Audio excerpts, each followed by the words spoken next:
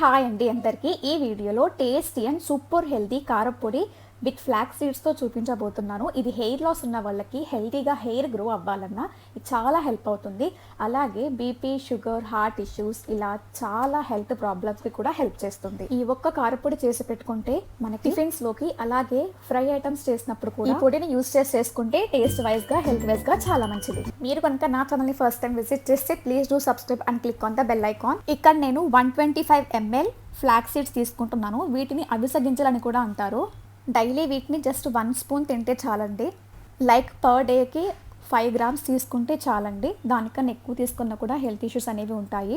ఇవి నేను 125 ml తీసుకుంటున్నాను. లైక్ హాఫ్ కప్ వస్తుందన్నమాట. సో మీ మెజర్మెంట్ని బట్టి మీరు తీసుకోవచ్చు. ఇప్పుడు ఒక ప్యాన్ పెట్టుకొని అది కొంచెం హీట్ అయిన తర్వాత ఈ ఫ్లాక్స్ సీడ్స్ని ఇందులోకి యాడ్ చేసుకొని ఫ్లేమ్ మొత్తం లోలో పెట్టుకొని మంచిగా వేయించుకోవాలి. ఇవి చిటపట్లాడుతాయి. సో వన్స్ ఇవి చిటపట్లాడి లైట్గా ఫ్రేగ్నెన్స్ అనేది వస్తుంది. ఆ ఫ్రేగ్నెన్స్ వచ్చినంత వరకు మనం వేయించుకొని అయిపోయిన తర్వాత ఒక ప్లేట్లోకి ట్రాన్స్ఫర్ చేసుకుంటున్నాను. నెక్స్ట్ నేను 85 ml మినపగుళ్ళు తీసుకుంటున్నాను. సో మీరు దీని ప్లేస్లో పొట్టు మినపప్పు తీసుకుంటే కనుక టేస్ట్ అనేది ఇంకా బాగుంటుంది.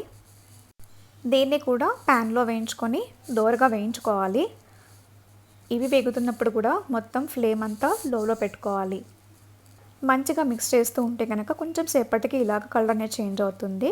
లైక్ గోల్డెన్ కలర్లోకి చేంజ్ అవుతుంది. సో వన్స్ చేంజ్ అయిన తర్వాత దీన్ని కూడా మనం ఒక ప్లేట్లోకి ట్రాన్స్ఫర్ చేసేసుకుందాం. నెక్స్ట్ నేను వేరుశనగ గుళ్ళను తీసుకుంటున్నాను. ఇవి కూడా 85 ml తీసుకుంటున్నాను. వీటిని కూడా సేమ్ ప్యాన్లోకి ట్రాన్స్ఫర్ చేసుకొని మంచిగా దోరగా వేయించుకోవాలి. సో వన్స్ ఇవి వేగిన తర్వాత కొంచెం కలర్ అనేది చేంజ్ అవుతుంది. అండ్ మీకు ఒకవేళ పొట్టుతో ఇష్టం లేకపోతే పొట్టు తీసేసుకొని వేసుకోవచ్చు. నేనైతే డైరెక్ట్గా పొట్టుతో పాటు వేసేస్తున్నాను. సో వన్స్ ఇవి వేగిపోయిన తర్వాత పొట్టుతో పాటునే ఒక ప్లేట్లోకి ట్రాన్స్ఫర్ చేసుకుంటున్నాను. నెక్స్ట్ నేను నువ్వులు తీసుకుంటున్నాను. ఇవి మీరు బ్లాక్వి తీసుకున్నా పర్వాలేదు, వైట్వి తీసుకున్నా పర్వాలేదు. ఇక్కడ నేనైతే 60 ml వైట్ నువ్వులు తీసుకున్నాను. సో వీటిని సేమ్ ప్యాన్లో వేసుకొని మిక్స్ చేస్తూ ఉంటే కనుక ఇవి ఒక 2 to 3 minutesలో త్వరగా వేగిపోతాయి. సో ఎక్కడ కూడా మాడిపోకుండా చూసుకోండి ఇవన్నీ కూడా. సో అన్నీ కూడా లో ఫ్లేమ్లో పెట్టుకొని వేయించుకుంటే ఫాస్ట్గా అయిపోతాయి అండ్ ఆల్సో కరెక్ట్గా లోపల వరకు కుక్ అవుతాయి. నువ్వులు అయితే చిటపటమనే వరకు కూడా ఉంచుకొని దాని తర్వాత ఒక వేరే ప్లేట్లోకి ట్రాన్స్ఫర్ చేసుకుంటున్నాను. దీని తర్వాత నేను ధనియాలు తీసుకున్నారు, కొరియాండర్స్. సో వీటిని కూడా సేమ్ 60 ml తీసుకుంటున్నాను. సేమ్ ప్యాన్లో వేసుకొని వీటిని కూడా దోరగా వేయించుకోవాలి. సో ధనియాలు వేయిస్తున్నప్పుడు కొంచెం జాగ్రత్త, చాలా త్వరగా మాడిపోయే అవకాశం అనేది ఉంటుంది. అండ్ దాంట్లోనే నేను ఇవి కొంచెం వేగిన తర్వాత ఒక 2 tablespoon జీలకర్ర యాడ్ చేశాను అండ్ 1 tablespoon మెంతులు. సో వీటన్నిటిని కూడా కొంచెం దోరగా వేయించేసుకొని పక్కకు తీసేసుకోవాలి. ఇంకా మీకు ఇందులోనే కావాలనుకుంటే బ్లాక్ పెప్పర్వి కూడా వేసుకోవచ్చు, లైక్ నల్ల మిరియాలు కూడా యాడ్ చేసుకోవచ్చు. అండ్ ఇక్కడ నేను ఈ పౌడర్కి సరిపోయేంతగా కొన్ని కరివేపాకు అండ్ ఒక 12 వరకు ఎండుమిర్చి తీసుకున్నాను. మీ కారంకు తగ్గట్టుగా ఎండుమిర్చిని యాడ్ చేసుకోండి. ఇవి కూడా సేమ్ ప్యాన్లో వేసుకొని డ్రై రోస్ట్ చేసుకోవాలి.